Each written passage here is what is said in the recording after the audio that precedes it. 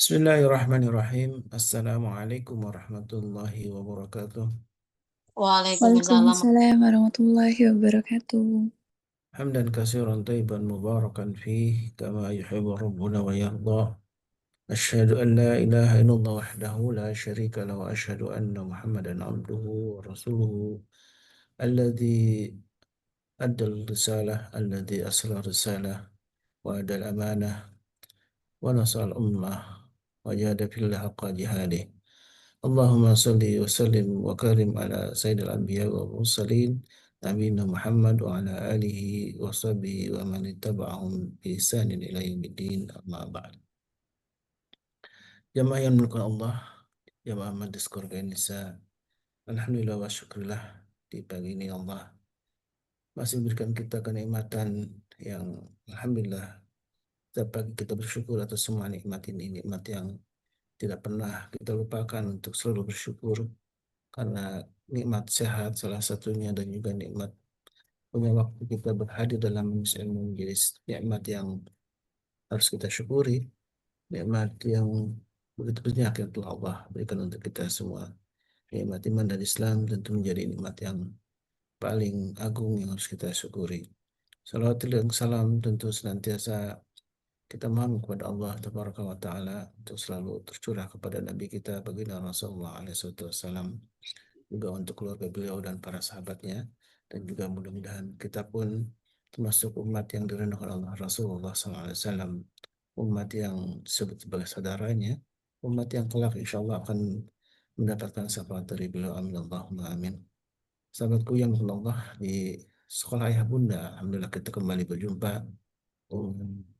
Guru kita Ustadz Al-Jammari yang biasanya ditemani oleh guru kita juga Abah Ruli ya. Allah beliau sedang sakit. Jadi mohon doanya dari jemaah semuanya. Mudah-mudahan Allah Subhanahu wa taala segera angkat penyakitnya dan juga Allah sembuhkan dengan kesembuhan yang sempurna. Allahumma rabban nas hadhi bil basya wasfi wa anta syafi la syifa illa syifauka sifal la yafadiru saqam. Amin. Dan tentu kita selalu berdoa kepada Allah, mudah-mudahan Allah selalu limpahkan kesehatan dan keberkahan dan juga keistiqomahan untuk guru kita Saudara Al-Jambari Hafizahullah Ta'ala, dan doa untuk kita semua jamaah yang Allah. Mari sama-sama kita saling mendoakan dan Allah Subhanahu wa taala jadikan majlis yang selalu kita hadir setiap pagi ini menjadi satu wasilah untuk Allah mudahkan jalan bagi kita untuk menuju surganya Allah Subhanahu wa taala. Dan di pagi ini masih melanjutkan apa yang sudah dibahas di Sabtu Kamis pekan lalu ya, tentang bagaimana Allah Subhanahu wa taala mengingatkan kita orang yang beriman tentunya dengan sebuah, saya teringat dengan apa yang dikatakan oleh Satuli dan mengutip satu ayat dalam surat An-Nisa di ayat 9 ya. Jadi eh, kita harus meninggalkan satu generasi yang tidak lemah ya. Karena kita harus takut dalam dan ayat 9 di ayat di surat An-Nisa ini tentang generasi yang lemah, generasi yang tentu bukan hanya lemah dalam artian eh, harta ya, lemah dalam artian banyak hal, bisa dari fisik, bisa dari lemah akalnya, juga lemah dari adabnya. Tentu bagian dari tanggung jawab kita sebagai orang tua yang harus memberikan warisan terbaik untuk anak-anak kita, yang sampai warisan yang kita pikir hanya adalah bentuk harta, tapi warisan terbaik adalah sebagaimana disebutkan dalam sabda Nabi yang mulia, tidak ada satu pemberian orang tua kepada anaknya yang lebih baik daripada adab yang baik. Alhamdulillah guru kita sudah bersama kita, tentu Masya Allah ya, alhamdulillah kita mendapat satu kenikmatan Siap ya. agung untuk sama-sama Sama. berbagi inspirasi, Sama. kemudian juga Ya sama. tentu berharap dengan Sama. kajian ilmu ini Allah Subhanahu wa taala membukakan pintu hidayah untuk semua. Hidayah dan taufik menjadi bagian yang terus menemani kita dalam kehidupan sehari-hari. Dan tentang warisan terbaik untuk anak-anak kita, tentu menjadi agenda besar untuk kita semua sebagai orang yang punya tanggung jawab mendidik anak-anak kita. Baik, Saat dari Al-Jambari, kaifa halukum, Masya Allah ya. Kita terus Alhamdulillah. alhamdulillah di Bikhair. pagi ini. Mudah-mudahan selalu sehat ya. Amin ya Rabb. Amin amin ya Allah. Agak drop juga Ustaz. Tadi pagi nggak sempat sholat ke masjid, jadi bersama istri sholat di rumah. Jadi pria soleha sementara. Amin. Agak berat juga kepala. Ya mungkin. Alhamdulillah udah enak tadi sarapan apa buah buah naga. Mudah-mudahan naganya menjelma jadi Masya Allah. semangat. Antum sampai kapan Ustaz penawar gini Ustaz? Ya, Masya Luar Allah. biasa. Ini Ini apa lightingnya namanya? dahsyat ini. Ini lampu yang antum kasih ke aneh nih, Masya Allah ini. Terus bermanfaat nih, Masya Allah. Masya Allah. Masya Allah. Baik, Seth. Masih tentang warisan, Seth ya. Warisan terbaik yang kita harus tinggalkan untuk anak-anak kita. Cuma hari ini saya mau tarik justru ke akarnya. Bagaimana bisa mewariskan kalau kita tidak punya apa-apa? Masya Allah. Berarti memang kita harus dibekali orang tua ya, harus punya bekal yang cukup ya. Pembekalannya justru jauh lebih, harus lebih dari cukup. Karena bagaimana mau mewariskan sementara apa yang kita wariskan tidak ada. Oh, iya. Masya Allah. Tuhan. Baik, Seth. Pada masykur, Seth. Baik, Bismillah. Assalamualaikum warahmatullahi wabarakatuh. Waalaikumsalam warahmatullahi wabarakatuh. Alhamdulillah. Alhamdulillahilladzi arsala rasul bil huda wa dinil haq liyudhi'ahu ala dini kullih wa kafa billahi syahidan. Asyhadu an la ilaha illallah wahdahu la syarika lah wa asyhadu anna Muhammadan abduhu wa rasuluhu la nabi wa rasul ba'da. Allahumma shalli wa sallim wa barik ala nabiyyina Muhammadin wa ala alihi wa sahbihi wa mawala wa la haula wa quwata illa billah amma ba'd. Bapak Ibu yang dimata Allah SWT, sahabat surgaku dimanapun berada, kebersyukuran adalah sebuah keniscayaan. Dan salawat serta salam semoga senantiasa tercurahkan kepada Rasulullah SAW, berikut para keluarga, sahabat, dan para pecinta risalah dan syariat beliau hingga akhir zaman. Dan mudah-mudahan kita yang hadir pada kesempatan pagi hari ini bisa menjadi bagian dari golongan orang-orang yang mendapatkan syafaat beliau kelak di akhir. Terlebih kita doakan saudara-saudara kita, keluarga besar kita, seluruh pengurus, baik para pembina, penyelia, semua para admin di kita, yang baik yang repot maupun yang repot, yang ngerepotin maupun yang ngerepotin. Semua senantiasa Allah SWT hadirkan keberkahan, rahmat, inayah, iradah, kudrah, dan terlebih maunahnya untuk kita bisa senantiasa menjalankan keistiqomahan di dalam menghadirkan keistiqomahan di dalam kehidupan berislam sampai kita menjemput husnul khatimah dan kelak kita dikumpulkan bersama keluarga di surganya Allah tabaraka wa taala. Baik, Bapak Ibu yang dirahmati Allah SWT, sungguh bagian yang sangat luar biasa ketika ingin menyampaikan begitu banyak persoalan, tetapi pagi ini kita harus kekurangan ilmu dari Baruli ya, karena tentu bagian yang kita ingin dapatkan dari beliau adalah bagian yang seringkali kita tahu bahwa banyak pengalaman-pengalaman beliau yang Masya Allah jauh lebih luar biasa dialami dalam praktek-praktek dan seterusnya. Ini bagian yang sebetulnya yang saya ingin sebelum kita mewariskan kepada anak kita, gitu ya, apa-apa yang perlu kita wariskan, apa saja yang seharusnya kita butuh apa namanya kita persiapkan untuk uh, menjadi bagian yang kita uh, membekali anak-anak kita. Kita bisa lihat bahwa kematangan pribadi setiap orang itu baik terbentuk maupun tidak terdidik atau tidak, tetapi ketika dia tahu bahwa perubahan yang seharusnya eh, menjadi bagian yang eh, kita bekali kepada anak kita itu kan bekal yang sifatnya harus holistik ya, harus complementing, harus komprehensif gitu ya, harus saling mengokohkan. Jadi eh, kalau kita lihat aspek apa saja yang kita akan bekalkan, spiritual, moral, intelektual, materi, tentu warisan terbaik bukan hanya harta benda, tetapi akhlak mulia dan pendidikan Islam yang membentuk karakter itu menjadi kuat. Sebagaimana tegaskan Rasulullah SAW menyatakan tidak ada pemberian seorang ayah kepada anaknya yang lebih baik daripada budi pekerti yang baik. Hadisnya Tirmidzi. Artinya ini mencakup keteladanan para orang tua, baik yang full mom atau yang uh, full parents atau yang single. Jadi bagaimana teladan orang tua, pendidikan akidahnya, ibadahnya, keterampilan hidup untuk menghadapi tantangan zaman seperti era digital yang penuh godaan ini sangat luar biasa.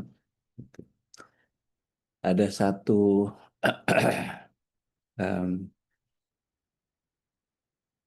tarian gitu yang dibuat oleh seorang aktivis. Dia bilang dia nyanyikan dalam lagu yang sederhana, tapi em, saya nggak sempat merekamnya dengan baik. Tapi yang jelas eh, pegang dada, pegang punggung, pegang pantat, pegang kelamin itu bilang no. Jika tidak, akan aku laporkan kepada bapakku, aku laporkan kepada ibuku, aku laporkan kepada guruku. Sehingga si anak punya pemahaman bahwa itu yang dilakukan adalah harassment. Yang dilakukan adalah apa namanya, apa istilahnya kalau dalam bahasa Indonesia itu eh, pelecehan.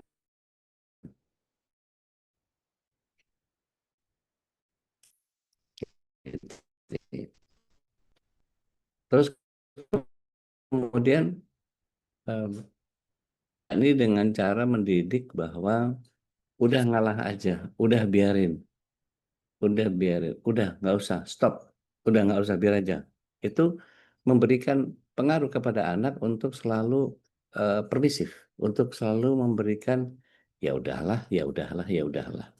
Akhirnya apa yang terjadi? Si anak kalau terlalu sering dibegitukan, dia akan menjadi korban bullying. Jadi kenapa pola bullying itu menjadi bisa hampir mirip sama? Karena ayah yang dominan memberikan kepada anak cegahan-cegahan atau perintah-perintah yang seharusnya mereka bisa melakukan perlawanan, itu dengan kondisi yang sebetulnya bisa diselesaikan sejak awal. Artinya, kalau misalnya itu sebuah masalah yang harus dia hadapi, dia harus hadapi itu dengan polanya. Atau ajarkan kepada mereka lawan. Sehingga anak punya keberanian untuk mengatasi dirinya sendiri. Nah, mari kita lihat prioritas utama di dalam mewariskan sesuatu kepada anak, yaitu pembentukan akhlak melalui teladan dan pembiasaan. Artinya, eh, akhlak dan adab mulia ini tanamkan seperti kejujuran, kesabaran, kasih sayang, keadilan, berbagi ya nak ya. Ini ada makanan di dua. Kamu kasih ke siapa? Ke teman kamu. Biasakan itu. Ini mama bikinin dua ya. Kamu mau kasih ke siapa? Temanku lebih dari 5, mam. Oke, kalau gitu kita potong-potong ya kecil-kecil. Gitu. Jumlahnya sama, cuman pembagiannya lebih banyak. Seperti contoh orang tua, meskipun misalnya dia eh, sholat ke masjid. Pulang, dia ajak keluarganya sholat berjamaah. Nggak apa-apa. Para sahabat melakukan itu. Tiap maghrib baca Quran bareng. Gitu. Gantian, tasmi. Gitu. Jadi supaya anak ini bisa meneladani Rasulullah SAW sebagai uswah hasanah. Mari kita lihat surat yang ke-33 ayat yang ke-21. Jadi akhlak ini bisa jadi prioritas utama. Karena ilmu tanpa akhlak bisa merusak. Ada berkenan baca surat 33 ayat Ya 21? udah, Fadol. surat Al-Ahzab ayat 21. Tafadhali. Masykur. A'udzubillahi minasyaitonirrajim. Sungguh telah ada pada diri Rasulullah itu suri teladan yang baik bagimu, yaitu bagi orang yang mengharap rahmat Allah dan kedatangan hari kiamat dan yang banyak mengingat Allah. Masya Allah. Jadi ada 3 cirinya kalau orang mau menjadikan Rasul Sallallahu Alaihi Wasallam sebagai teladan. Jadi Rasulullah SAW itu teladan bagi orang yang punya 3 ciri, gitu kalau saya ngejelasin. Apa ciri yang pertama? Dia berharap kepada rahmatnya Allah. Man kana yarjullah. Kemudian yang kedua, dia menyambut datangnya hari akhir. Mungkin nggak menyambut datangnya hari akhir dengan amal yang seadanya, dengan doa yang asal-asalan, dengan ibadah yang ngabur? Nggak bisa. Maka kemudian anak kita nggak akan pernah bisa mendapatkan sesuatu tanpa kemudian kita bekali. Ini sebuah apa namanya penyadaran kasus-kasus yang spesial gitu ya. Artinya kita tidak bisa eh, menyamaratakan semua kondisi pasti harus begitu gitu ya. Jadi misalnya gini, Rasulullah SAW itu bukan anaknya ustadz, bukan anaknya kiai. Bahkan bapaknya, ibunya sudah nggak ada sejak belum mendidik dia. Tapi dia dibesarkan dengan orang-orang yang sangat luar biasa. Kakeknya, pamannya, lingkungan yang begitu luar biasa. Dan Allah Subhanahu wa taala mematangkan beliau sebagai seorang rajul yang kemudian baru dipantaskan oleh Allah Subhanahu wa taala untuk menjadi nabi. Nah, maksud saya gini, kalau kita pendidikan akhlak itu jadi prioritas utama, balik lagi tadi, ilmu tanpa akhlak bisa ngerusak. Maka ini bukan karena saya ngajar di Asmaul Husna, bukan. Tetapi pendidikan agama dan Asmaul Husna itu menyambungkan antara mengajarkan tauhid dengan peribadatan yang kita lakukan. Sholat, puasa, zakat, oke, itu bagian dari ritual yang kita kerjakan. Hafalan Asmaul Husnanya untuk zikir harian bukan hanya sekedar hafalan. Tapi ini kalau bisa membentuk karakter yang religius, ketenangan jiwa, dan kemampuan meneladani sifat Allah. Seperti kemarin kita bahas Ar-Rahman Ar-Rahim. Kita mungkin tambahkan lagi nanti Al-Ghaffar, jadi pemaaf. Itu menjadi bagian ciri-ciri orang yang bertakwa seperti itu.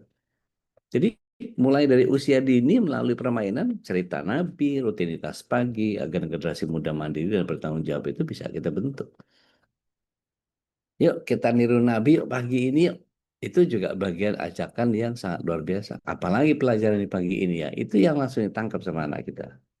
Rasulullah SAW kalau pagi itu baca doa, ayo bareng-bareng kita baca doa. Alhamdulillahilladzi ahyana ba'dama amatana wa ilaihin nusyur.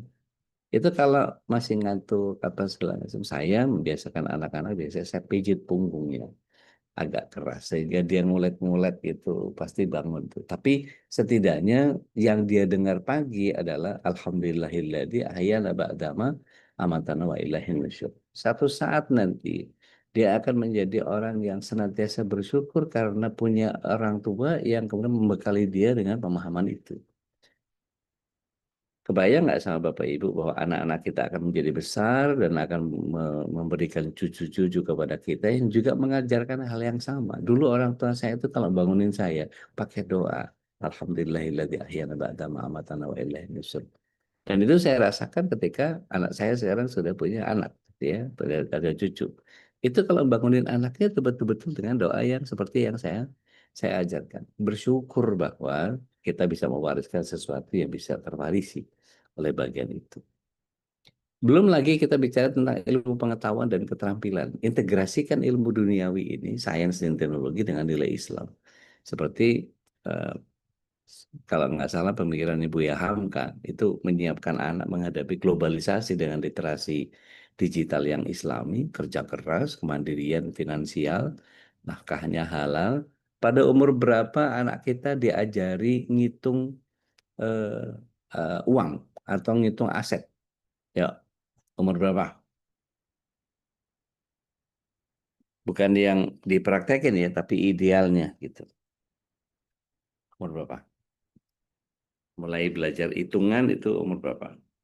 Karena nilai kasab itu bagian yang seharusnya 8 setiap tahun. kita 8 tahun sudah bisa ngitung. Oke. 8 tahun oke. Apa Udah yang itu ada biasanya? bukunya nggak udah Bu ya mukanya? Ada bukunya nggak? eh, Sepertinya kepisah-pisah nih. Tapi Oh, coba coba saya track ya. Saya coba track. Tapi ya, itu ya. luar biasa kalau eh, pemikiran Islamnya Bu Yamka itu kan beliau dari renungan-renungan yang beliau beliau punya kan. Beliau sangat kontemporer kan di dalam di tafsir Al-Azharnya kan luar biasa itu kalau beliau menjelaskan sesuatu. Mungkin bisa bisa digali dari situ. Nanti nanti saya coba cari juga bantu gitu ya. Taib. Apalagi persiapan materi dan praktis yang kalau misalnya kita diajarin bahwa kalau kamu ke warung duitnya sekian kembalinya berapa? Jangan didonder. Ini nanti kembalinya segini ya, apa segala macam dan seterusnya segala itu jangan. Kamu mau beli sesuatu nggak? Oke, kalau mau beli sesuatu nggak boleh lebih dari 2.000 misalnya. Sehingga dia berhitung. Oke, coba simulasi dulu hitung. Kebutuhan mama berapa? Kebutuhan bunda beli anu sekian. Oke, uangnya sekian. Berarti kembalinya harus berapa? Kalau perlu dia ambil kertas, dia bayangin bahwa ini sekian apa segala macam. Tapi jangan jangan bercanda kayak apa ya? Siapa? Sekai. Kalau ada buah 5, tuh dikasih temennya 3, tinggal berapa? Nggak ada. Kenapa? Yang 2 juga dikasih ke temennya katanya. Ini hitungan bercanda kalau itu ya. Maksud saya, setiap anak tuh diberikan bekal bahwa jika terjadi pengurangan, jika terjadi tambahan, dan seterusnya, nanti dia biasakan untuk melakukan penghitungan itu dengan polanya sendiri. Sehingga kalau dia jalan ke sana, fokusnya mesti betul.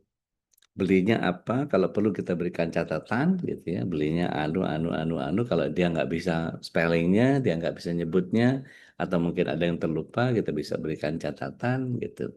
Itu membuat mereka menjadi terbiasa mencatat, kalau daripada lupa, yuk ingat, coba catat. Mungkin sekedar kertas apalah yang diambil dari sobekan brosur apalah gitu ya, dan seterusnya kita catat segala macam kita berikan kepada dia berapa hitungannya. Nah, kalau bisa itu dilakukan luar biasa.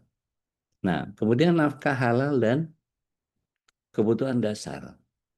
Bagaimana kita memenuhi makanannya, pakaiannya, tempat tinggalnya, dan pendidikan yang berkualitas sampai yang kita betul-betul membesarkan dia.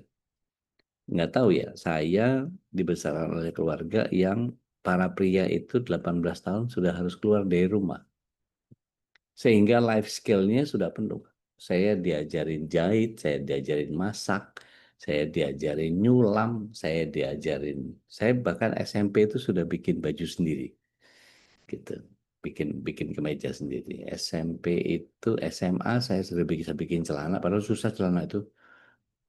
Susahnya gini, polanya itu mesti yang sebelah kanannya mesti dimasukkan ke sebelah kiri dengan pola terbalik, dan jahitnya dari luar. Itu kalau penjahit punya punya tingkat kesulitan cukup tinggi, gitu. Itu kalau pesaknya ngitungnya dari mulai pusar sampai pinggul belakang itu nggak dihitung pesaknya, itu kadang-kadang jadi sempit, jadi gigit tuh di perineumnya itu. Gitu. Dan saya alhamdulillahnya gitu, saya masih masih bisa mendapatkan ilmu itu dan sudah mulai modifikasi gitu. Kalau kalau pakai baju itu kancing yang biasa begini, saya sudah bisa bikin yang model silang gitu. Waktu itu SMP saya sudah bisa bikin karena waktu itu masih sering manggung untuk baca puisi, sering manggung untuk apa namanya acara-acara teater gitu. Itu sering sering kali membuat saya harus bikin apa lagi ya gitu. Dan alhamdulillah didukung sama ibu yang ini ada bahan bagus nih gitu. Jadi kalau dilihat baju-baju zaman zaman itu gitu ya, norak-norak gitu ya, namanya anak kampung yang baru manggung gitu ya. Jadi seru tuh gitu. Tapi keterampilan dan pemahaman tentang bagaimana kalau spoolnya eh, mesin jahit itu gulung, bagaimana ngatasinnya, kemudian bagian spool yang di bawah itu mesti lebih banyak dan seterusnya. Mana yang jahit rapi, mana yang jahit cuman sekedar jahit tangan, mana yang disum, mana yang harus diobras dan seterusnya. Saya punya pemahaman tentang itu. Dan ada teknik-teknik apa namanya jahitan yang kemudian tidak perlu diobras, tapi dia dijahit balik ke dalam dan kemudian langsung dimatikan dengan jahitan. Dan itu saya dapatkan ilmu itu di SMP, sehingga pada saat lepas dari SMA saya punya keterampilan waktu masih zaman jahiliyah dulu, nari di Dufan itu bikin bikin baju yang aneh-aneh itu idenya selalu nemu eh, karena belajarnya insya Allah dulu tuh sama beberapa apa namanya hairdresser yang luar biasa. Terima kasih. Terima kasih. Ngopi pagi-pagi mantep banget. Bismillah. Allah karim.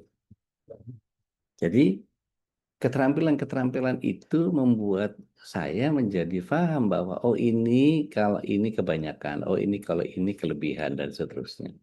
Sehingga sekarang itu kalau lagi kangen sama ibunda, Allahyarham, itu sering kali saya pengen cari sesuatu yang beliau masak, tapi nggak pernah dapet yang persis karena mungkin beda tangan kali ya. Tapi ada beberapa yang begitu saya makan itu langsung keinget sama beliau gitu karena mungkin rasanya mirip dan seterusnya.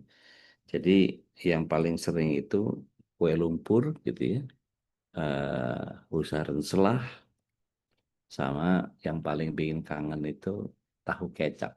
Jadi kami itu sering kali kalau ibu nggak punya minyak gitu ya, yang beliau bawakan tahu mentah. Tahu mentah, benar-benar tahu mentah, tahu dari tukang tahu itu cuma diguyur air gitu sebentar. Habis itu ditaruh masing-masing satu di satu mangkok atau empat, kami berempat kan. Itu cuma dikecapin doang gitu. Kecapnya taruh tengah, terus itu masing-masing ngecapin sendiri, ngocok sendiri. Dan itu apa namanya, parade ngocok tahu kecap itu menjadi bagian sarapan yang sangat luar biasa.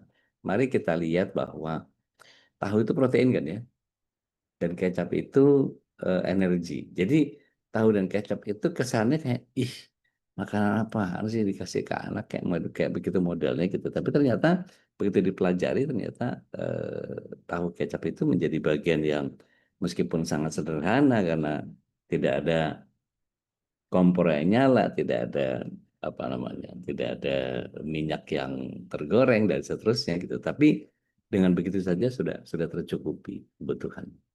Kalau bikin husaran selah itu cuman motong-motong selada gitu ya, potong kentang gitu. Paling ngerebus kentang sebentar, ngerebus telur barengan gitu. Habis itu dipotongin telur itu jadi serpihan-serpihan gitu, kemudian baru dibarengin sama mayones.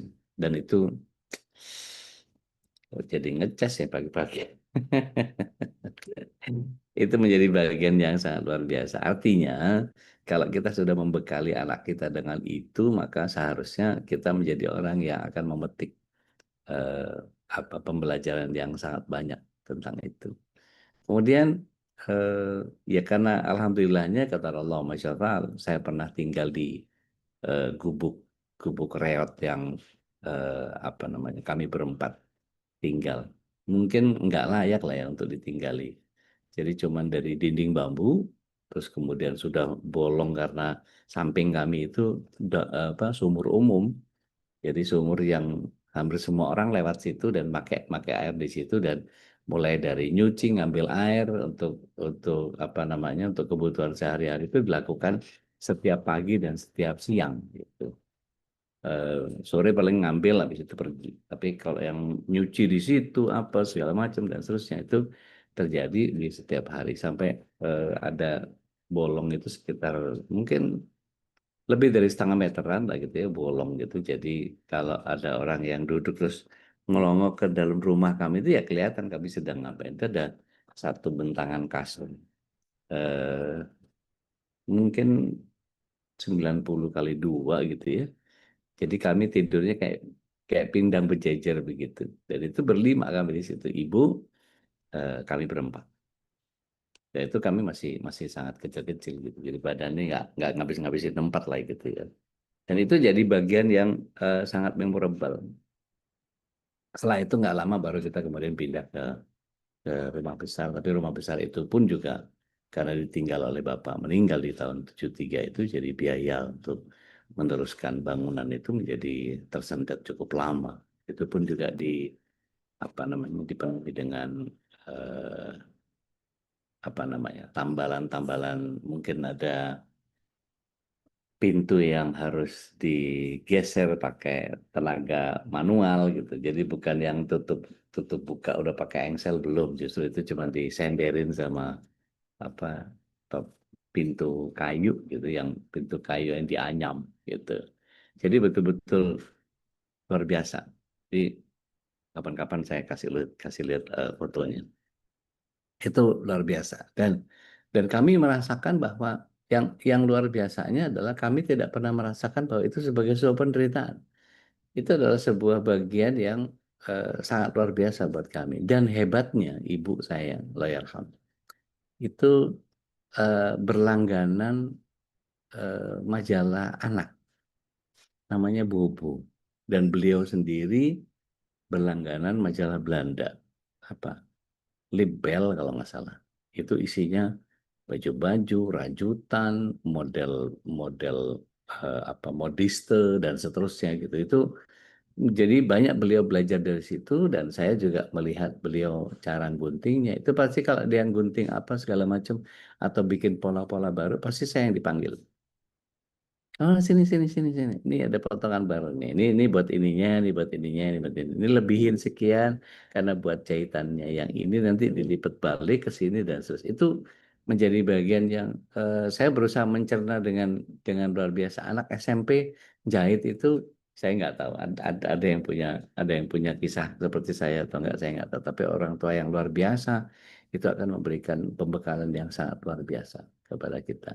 Artinya, kalau kemudian kita melakukan pemenuhan tidak hanya makanan, pakaian, tempat tinggal, dan pendidikan berkualitas, ini akikahnya juga dilakukan, tekniknya juga dilakukan, dan beri nama baik sebagai sebuah kesyukuran.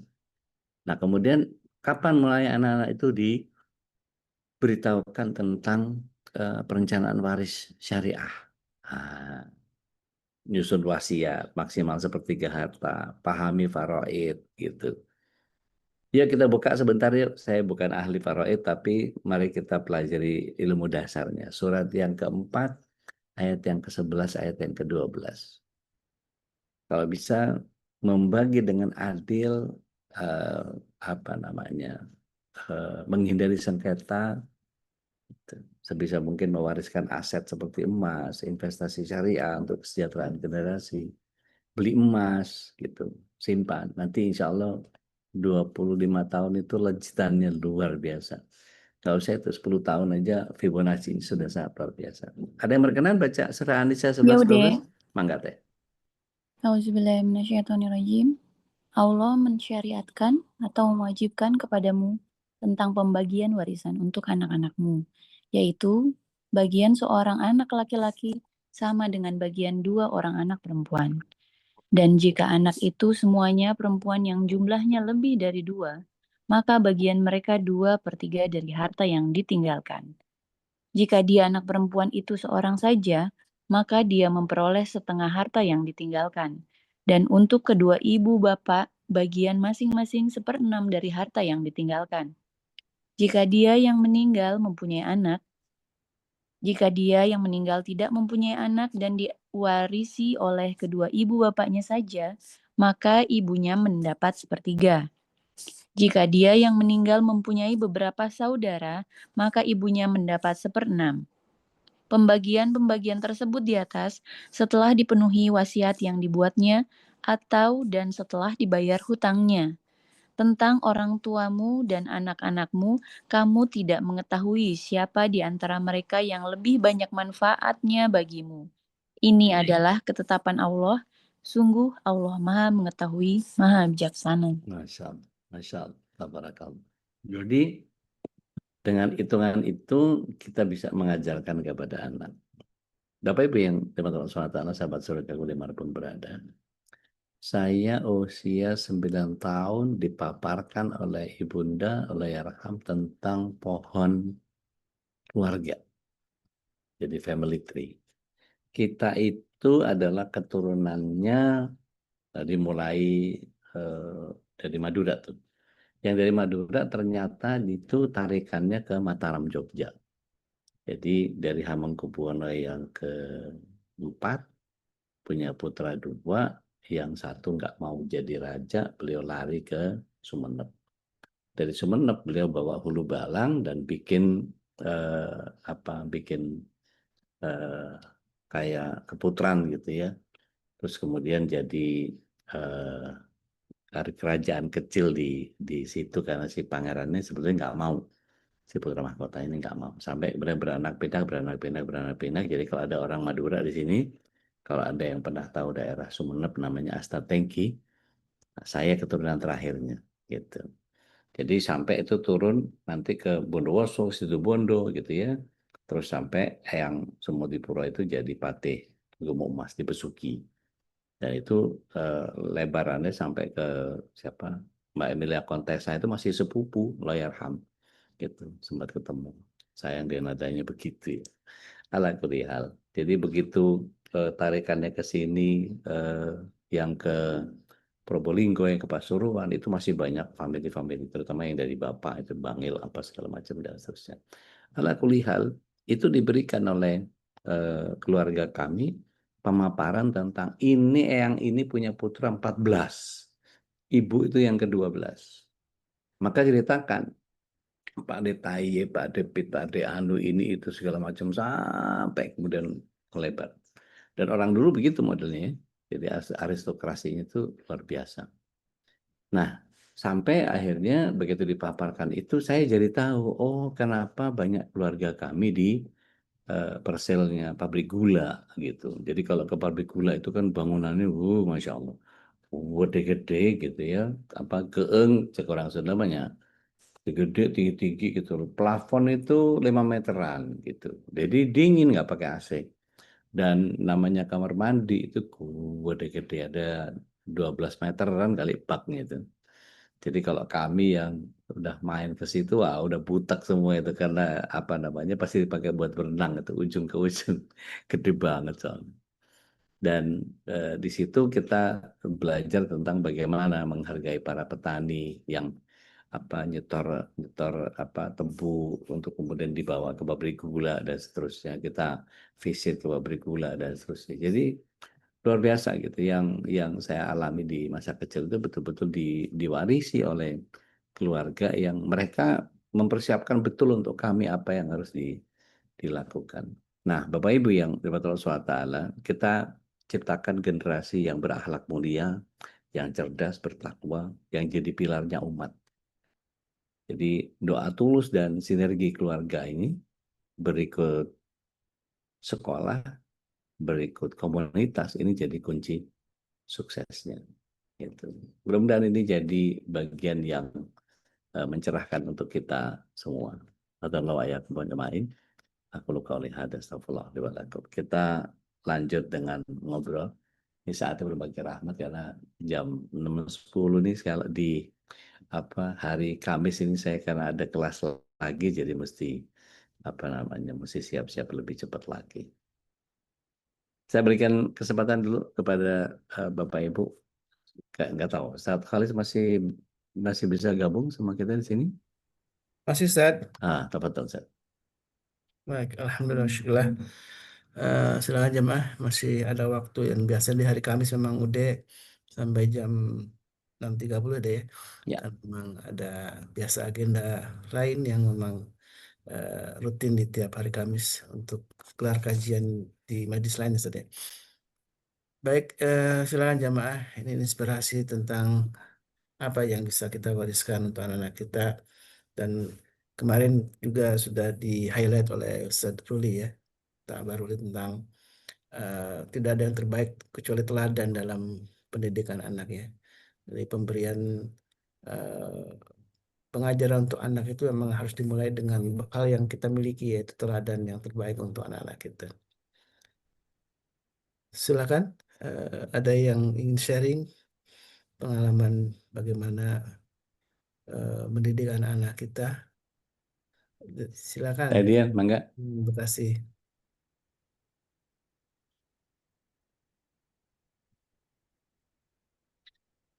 Assalamualaikum warahmatullahi wabarakatuh. Waalaikumsalam warahmatullahi wabarakatuh. Ude, Ya. kalau ngedengar cerita Ude itu apa maksudnya?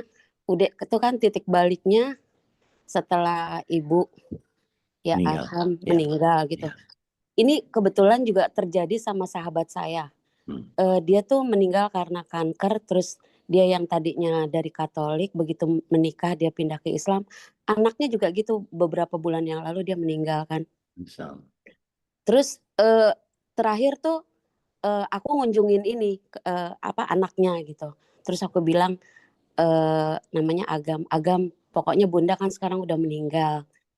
Terus pokoknya amanat Bunda tuh diiniin gitu. Tapi kalau diperhatiin, jadi dia yang tadinya, jadi sahabat aku itu sering curhat sama aku gitu masalah anak itu. Iya susah banget dibangunin sholatnya gini. Justru begitu sekarang aku ngelihat berkunjung ke rumahnya, terus ngelihat ini dia tinggal sendiri. Kebetulan dia 2 bersaudara gitu kan. Kakaknya udah berkeluarga, tinggal dia sendiri. Dia sekitar umur 26-an. Jadi malah kayaknya ya lebih, jadi benar amanat ibunya itu dikerjain sama dia gitu. Terus dia yang tadinya sholat itu apa nggak di masjid jadi sholat di masjid gitu. Maksudnya kenapa kebanyakan anak tuh seperti itu ya gitu. Makanya sampai aku mikir gini, masa sih nunggu ibunya meninggal dulu baru nurut gitu. Terus kebetulan teman-teman yang lain juga, jadi aku punya komunitas, iya dia gitu juga, iya ya benar gitu. Jadi tuh anak ini gitu. Terus yang kedua, kenapa ya kalau umpama kita mendidik gitu, ya kayak udah cerita siapa mungkin Anissa atau Ara gitu. Jadi ngedidik anaknya itu sama dengan apa yang dia dapetin dari orang tuanya, didikan dari orang tuanya. Karena aku perhatiin anakku yang perempuan juga gitu. Jadi cara ngedidiknya sama kayak aku ngedidik dia waktu kecil gitu. Itu aja sih udah. Masya Allah, tabarakallah. Nggak tahu juga ya, karena mungkin kalau saya sih tergeraknya karena saya ini mau jadi apa gini-ginian terus gitu ya. Ya, tadi yang tahu lah kelakuan saya kayak apa dulu gitu ya. Jadi begitu ibu wafat di 93 itu betul-betul ngedorong saya. Saya ketemu Tedian juga masih belangsak kan gitu. 96, 98. Saya tahun 2000 baru betul-betul kayak balik tangan gitu. Betul-betul yang saatnya berubah gitu, tapi jadi ranger pink. Itu eh, apa ya? Ya nggak tahu. Ya caranya Allah gitu lah ya. Kalau kita lihat bagaimana Rasulullah SAW juga setelah orang tuanya wafat, beliau jangan jadi luar biasa gitu. Dan banyak orang yang saya nggak tahu apakah feel-nya sama atau enggak. Tapi yang saya rasakan adalah ketika tertampar oleh hadis yang menyatakan bahwa eh, anak cucu Adam itu akan terputus amalnya kecuali dengan 3. Iya. Amal jariah, saya mikir-mikir, bapak saya amal jariahnya apa? Paling bikin kertas bergaris di pabrik kertas. Ibu kayaknya amal jariahnya cuma jadi tour guide orang-orang Belanda, orang Jerman. Kayaknya nggak ada yang spesial. Kayaknya apa ya? Nggak ada lah gitu. Bukan guru juga gitu. Terus ilmu yang manfaat kayaknya dua-duanya nggak ada gitu. Tapi ya saya nggak tahu apa yang mereka kerjakan di sebelum saya tahu gitu. Tapi yang saya pastikan bahwa yang ketiga anak soleh yang mendoakan. Nah, walatun soleh ini betul-betul menampar saya ketika saya masih belangsak ketika itu. Saya dapat itu 98, iya 98 kalau nggak salah.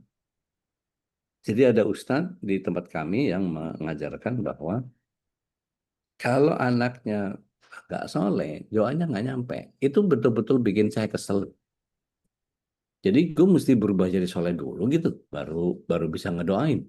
Yang enggak aja nih Ustadz nih. Waktu itu masih kesel sama Ustadz ya. Tapi begitu sekarang kita melihat bahwa iya ya, kalau nggak soleh kita tuh nggak nyampe. Kata Rasulullah SAW, ada orang yang udah udah bajunya kucel, rambutnya kusut masai, dia ngangkat tangannya, dia menyebut asma Allah.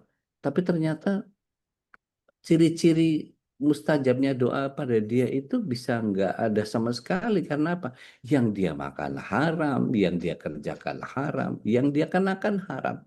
Dan itu betul-betul menurut saya, wow, saya harus berubah. Gue yang begini ini mesti berubah. Itu kadang-kadang nggak banget gitu. Tapi begitu saya merasakan perubahan yang begitu drastis dan itu saya nggak sengaja, ya saya merasakan betul bahwa kawan-kawan itu ada yang ngelihatnya sebelah mata. Ketika saya ngumpul sama teman-teman panggung, terus saya dalam keadaan pakai gamis gitu, itu ngelihatnya scanning tuh dari kaki sampai kepala itu. Jadi apa lu? Mau jadi apa lu sekarang? So alim banget. Tapi karena mulut saya emang lancar gitu, jadi saya balikin aja. Daripada lu sok kafir gitu, mendingan so alim lah gitu. Itu pada ketawa semua cair gitu. Tapi itu membuat mereka jadi paham sekarang kenapa saya nggak pernah mau diajakin ngumpul lagi ke mereka. Kecuali mereka bikin, yuk ngumpul-ngumpul ya, kita ada pengajian biar biar udah yang ngisi gitu. Nah, saya baru udah mau datang tuh kalau yang begitu. Bahwa setelah pengajian mereka tetap dansa-dansa itu urusan mereka lah. Yang penting saya udah pulang gitu. Jadi itu yang bikin saya nggak tahu apakah memang polanya begitu atau apa, saya nggak tahu. Tapi mungkin kita punya momentum yang sama, yaitu kalau orang tua sudah nggak ada, terus apa yang mau diandelin untuk bisa menjaga amanahnya keluarga. Itu aja sih kalau dari saya. Nuhun teh. Yang Barakallah. kedua udah yang Mangga. apa? Enggak, ya pertanyaan yang kedua rata-rata ya itu udah mungkin ngelihat Ara sama apa Anissa cara Ya. ngedidiknya tuh kebanyakan sama yang diajarkan. Aku juga gitu. Dindi juga ngedidik anaknya gitu. Maksudnya dari kecil dia udah ngebeliin buku, dibacain gitu. Jadi apa yang aku lakukan waktu kecil diterapkan ke anaknya sekarang gitu. Insya Allah ya. Luar biasa. Dan ada beberapa potongan-potongan yang saya nggak suka dari orang tua saya nggak terapin ke anak. Karena bapak itu kalau marah pakai rem kopel. Rem kopelnya tentara kan nggak kecil itu. Jadi kalau dilihat betis betis saya tulang kering itu habis semuanya gitu. Itu dulu kalau nangis itu sampai suruh nangis, nangis, nangis, nangis bagian dihajar. Jadi diajarin tangguh. Tapi begitu ngeliat sekarang banyak banyak anak-anak yang dendam sama orang tua, saya enggak. Saya ngerasa bahwa itu memang bagian dari kesalahan-kesalahan saya dan saya tahu bahwa itu harus harus didisiplinkan dan saya harus ketemu sama orang tua kayak begitu baru bisa jadi saya kayak gini. Gitu. Ngelihatnya itu saya. Allah Alam. Dan ketangguhan tidak mesti harus dengan kekerasan gitu deh. Betul. Nah, itu bagian yang saya potong yang saya nggak lanjutkan ke anak. Ini ada pertanyaan dari Ummu Azla ya. Ah, Dia, iya. Apa Nude? Benarkah pada satu keluarga ada salah satu anaknya akan menjadi musuh? Kalau di ayatnya sih begitu. Istri dan anakmu akan jadi musuhmu gitu kan. Jadi seperti itu Allah SWT menghadirkan apa namanya menghadirkan eh, pola gitu ya. Ya begitu. Gitu. Jadi memang ada yang menjadi musuh. Nggak harus salah satu sih. Bisa bisa semuanya kalau kemudian artinya gini, itu mungkin satu warning untuk kita bahwa kalau nggak diajarin agama berantakan keluarga itu. Gitu. Karena saya lihat ada satu keluarga berantakan semua ada karena nggak diajarin agama ada banget. Gitu.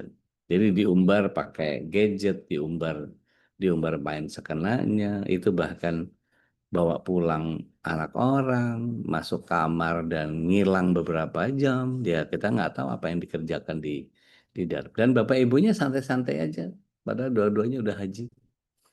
Gitu. Tapi ya itu pola pola pendidikan yang tidak ada rutinitas. Kayak tadi saya bilang, Pak Maghrib itu ngaji. Kalau di kami itu biasanya dikir dikir pagi, dikir sore itu bareng gitu. Yang waktu masih kecil-kecil gitu. Nah sekarang udah punya keluarga sendiri, tapi mereka alhamdulillah kalau saya ngecek gitu, dikir pagi udah nak, udah bapak, dikir sorenya udah nak, udah pak gitu. Jadi ya saling kontrol aja gitu. Karena kalau nggak begitu ya siapa yang bisa ngejagain kalau bukan Allah. Allahu Akbar. Saya Taib, sering merujuk ini saat bahwa ya, dalam satu keluarga ini mungkin selalu berargumen kan Nabi Nuh juga anaknya ada yang durhaka gitu ya. ya. Kalau punya anak 4 ada satu yang kemudian nyimpang itu dianggap pembenaran dengan kisah Nabi Nuh itu gimana Ustaz? Ya kalau dibalik sekarang anaknya Nabi Ayub berantakan semua ada Nabi Yusuf sama Bunyamin. Nggak semua begitu. Dibalik gitu. Jadi nggak ada template yang pas kalau kita mau lihat itu. Kan gini, saya selalu yakin bahwa kenapa Allah SWT menggunakan kata insan dibanding dengan ahl atau nas gitu ya. Kalau kalau nas itu manusia secara keseluruhan, tapi Allah SWT sering menggunakan diksi insan. Insan itu persona. Persona itu yang kemudian tidak ada yang sama. Sidik jari kita nggak ada yang sama, retina kita nggak ada yang sama, genomik darah kita nggak ada yang sama, DNA kita pun nggak ada yang sama. Jadi memang setiap kita punya punya karakter yang sangat sangat sangat pribadi. Gitu. Bahkan anak kembar sekalipun, gitu. Kurang lebih begitu. Wallahu a'lam. Dan sebagai orang tua memang tugas kita hanya selalu mendidik dan mendoakan dan hanya Allah yang Sahih, bisa sahih, memberikan hidayah sahih, atau perbaikan untuk anak-anak kita. Masya Allah. sahih. Tapi itu tadi kayak kayak pemahamannya Tedian tadi gitu. Ini ada beberapa keluhan juga ke saya bahwa jangan-jangan ini nungguin gua mati dulu kali anak gua berberes gitu. Bisa jadi karena doa itu kan kadang-kadang kalau Allah nggak segerakan ya pasti ditunda sama Allah dan itu pasti dikabul gitu. Keyakinan kita tentang itu yang harus kita kuatkan. Iya. Lah biar biar Allah nanti yang beresin lah gitu. Dan Bagi kebaikan kita terhadap orang tua ini akan juga terus menurun, Ustaz ya. Papa bisa begitu teorinya, Ustaz. kayaknya gitu ya. Wallahu a'lam. Tapi yang jelas kita harus siapin betul apa namanya. eh, kita butuh kepada bagian yang Allah itu betul-betul akan jadi tempat bergantung ketika tempat bergantung kita pada ayah dan ibu nggak ada.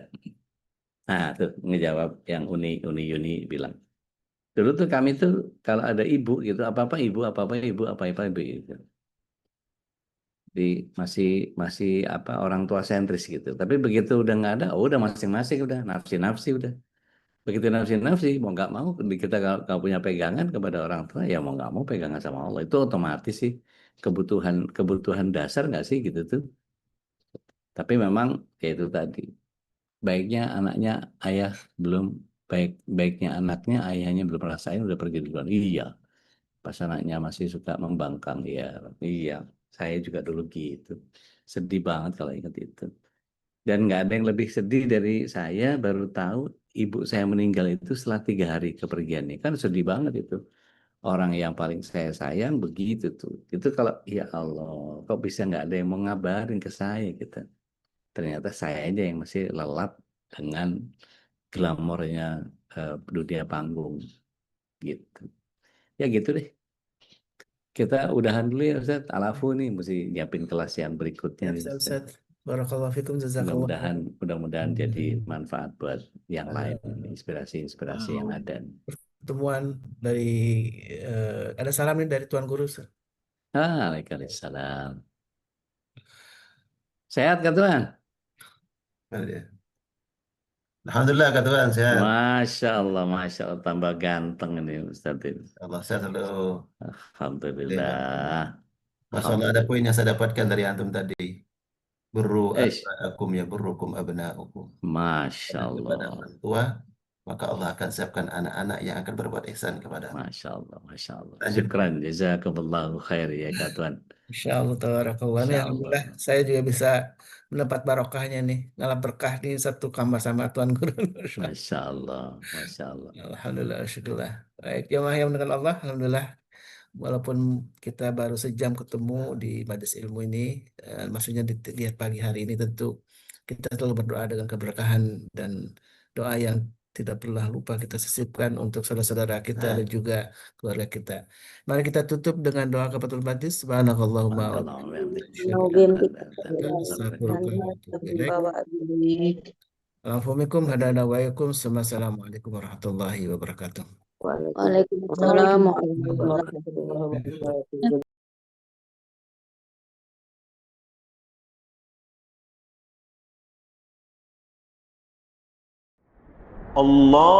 اللهم ارحمنا بالقرآن واجعله لنا إماما ونورا وهدى ورحمة.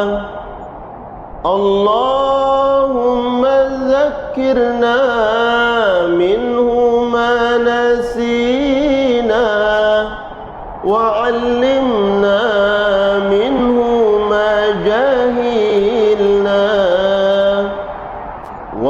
وارزقنا تلاوته